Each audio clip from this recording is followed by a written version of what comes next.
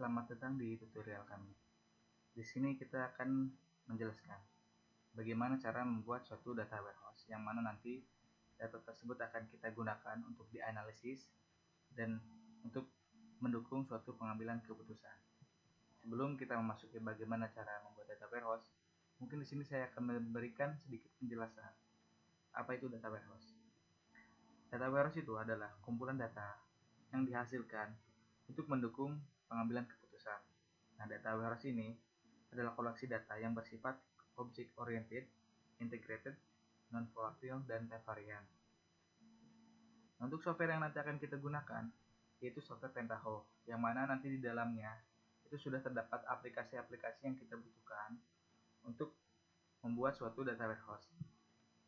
Nah, untuk database yang nanti akan kita gunakan itu database suatu penjualan mobil. Nah, di sini sudah dapat dilihat. Sini kita sudah mempunyai tabel-tabel yang nanti akan kita ubah menjadi suatu data warehouse.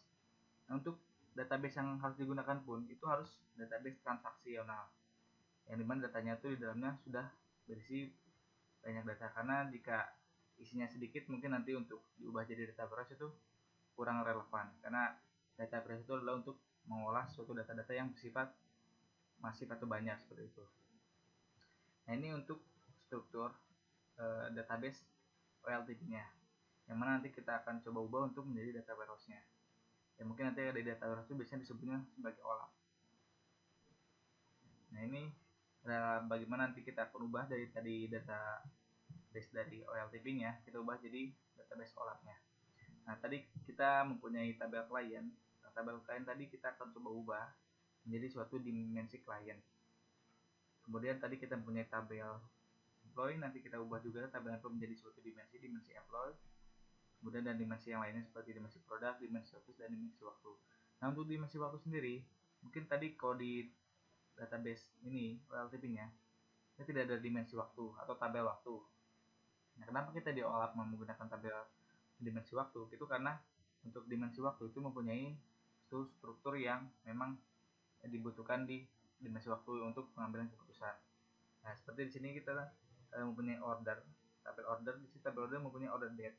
Untuk order date sendiri kan ini hanya mempunyai format seperti bulan, tanggal, dan hari saja seperti itu.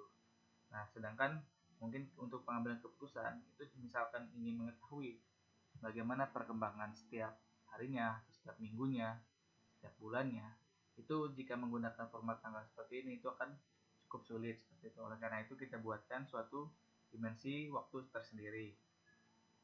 Nanti di database ini mungkin kita hanya mengambil satu fakta saja, yaitu fakta order, untuk kita ubah menjadi suatu dimensi. Terus seperti fakta order sini.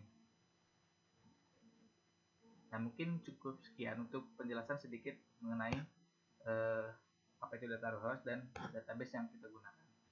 Untuk bagaimana cara mengubah tadi data-data yang tadi sudah kita jelaskan sebelumnya, itu ada tabel-tabel yang nanti akan kita ubah menjadi suatu dimensi, itu akan menggunakan suatu proses ETL namanya. Proses ETL adalah extraction, transformation, dan loading, yang mana nanti akan dijelaskan di pertemuan selanjutnya. Mungkin untuk pertemuan kali ini cukupkan sekian. Terima kasih telah mengikuti tutorial kami.